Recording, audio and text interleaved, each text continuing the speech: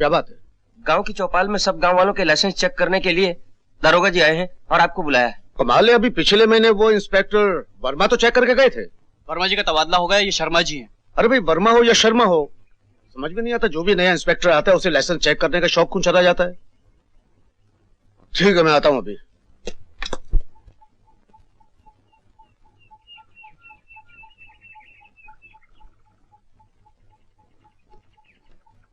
नमस्ते दरोगा जी।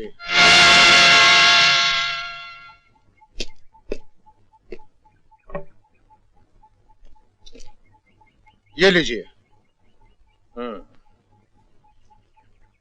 तो आप ही कर्नल महेंद्र प्रताप सिंह हैं? जी हाँ। कर्नल साहब, आपका वो बेटा कहाँ है जिसने कुछ ही दिन पहले रोडवेज की एक बस को डाकुओं के पंजे से बचाया था? दरोगा साहब वो शहर गया है। सरकार ने उसके कारनामे से खुश होकर उसे डिप्टी सुपरिंटेंडेंट ऑफ पुलिस का ओहदा दिया है। बस? मैं तो उससे भी बड़ा ओहदा देने के लिए आया हूं उस कुत्ते को।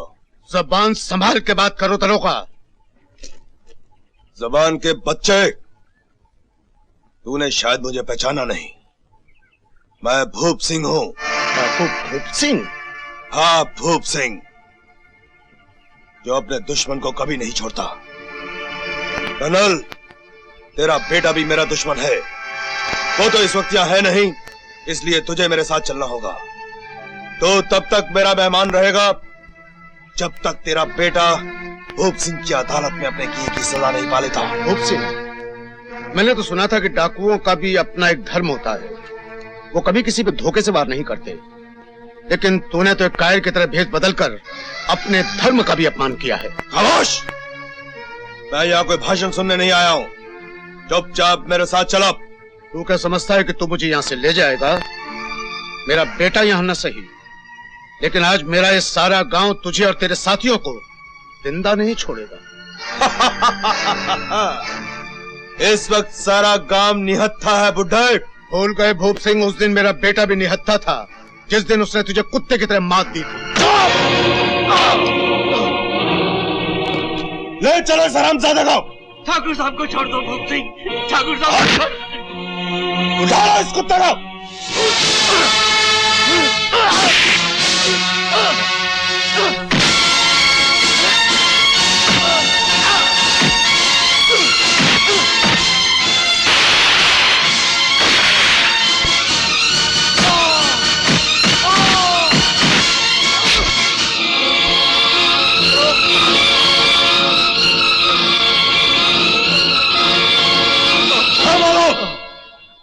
मैं इस बुड्ढे के खून से अपने हाथ नहीं रखना चाहता था, लेकिन इस हरामजादे ने अपनी मौत को खुद ललकारा है।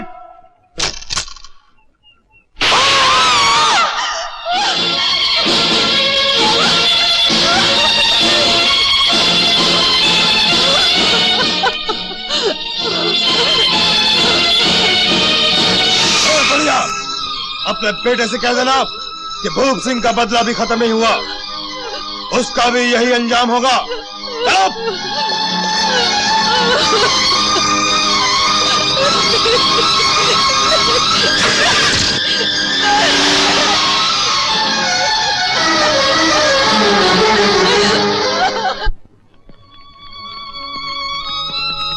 इंसान सोचता कुछ है, होता कुछ है।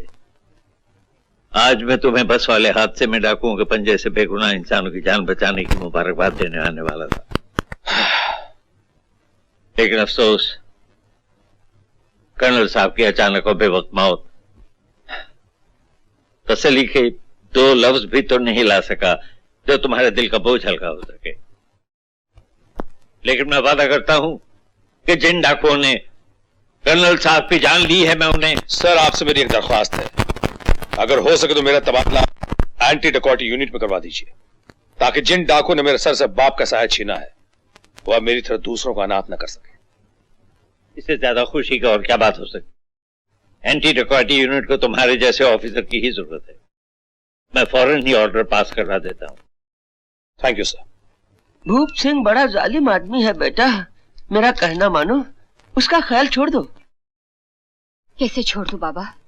जब तक मैं उस नीच को नहीं मारूंगी, मेरे माता पिता की आत्मा को शांति नहीं मिलेगी।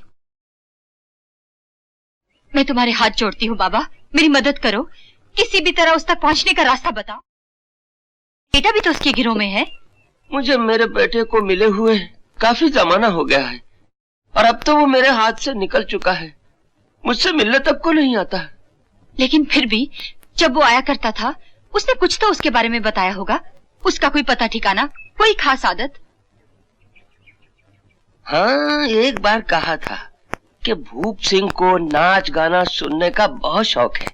अगर उसको ये पता चल जाए कि कोई नई तवायफ यहाँ इस शहर में आई हुई है तो वो सब काम छोड़कर उसके कोठे पर जरूर जाएगा।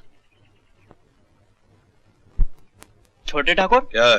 आपका बहुत दिनों से शहर जाना नहीं हुआ है।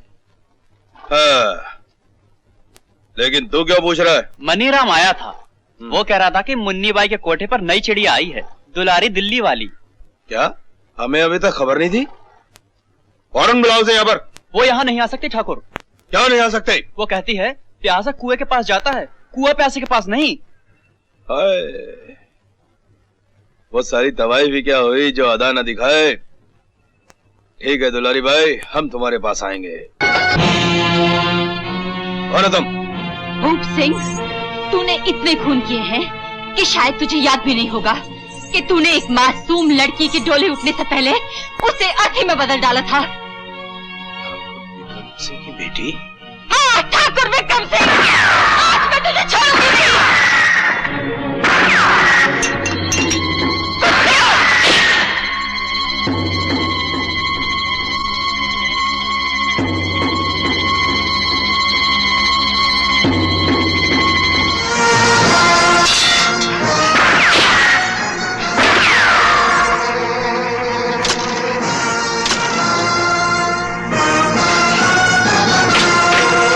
पुलिस आ रही है, निकल चलो।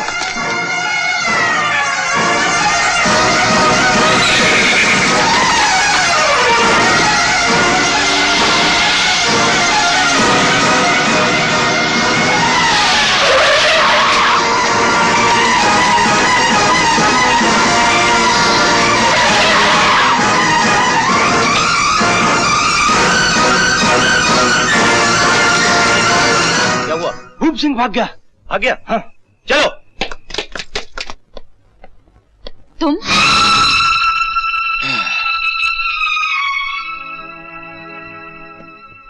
किरण, तुम इस तरह अकेली खतरे मोल मत लिया करो, किसी भी दिन डाकुओं की बेरहमी का शिकार बन जाओगी। तो तुम क्या चाहते हो? मैं हाथ पर हाथ धर के बैठी रहूं और वह प्यारे आजाद घूमते रहे? तुम्हें तो तुम्हारे कानून ने पत्थर दिल बना दिया है, इसीलिए तुम अपने पिता की मौत भी भूल सकते हो, लेकिन मैं कैसे भूल सकती हूँ अपने माता पिता को, जिनकी ममता के साए में पलकर मैं बड़ी हुई हूँ। कैसे भूल सकती हूँ उस बहन को जिसके सुहाग के फूल खिलने से पहले ही मुरझा गए? कैसे भूल सकती हूँ कि इस हवेली में कभी मेरा भी हंसता खेलता संसार था। मैं तुम्हारे दुख को समझता हूँ किरण, लेकिन इतने बड़े गिरोह का तुम अकेली मुकाबला नहीं कर सकती। और फिर तुम ये क्यों भूलती हो कि वो सिर्फ तुम्हारे ही दुश्मन नहीं बल्कि मेरे भी दुश्मन है, और मैं उन्हें अब ज्यादा दिनों तक जिंदा नहीं रहने दूंगा।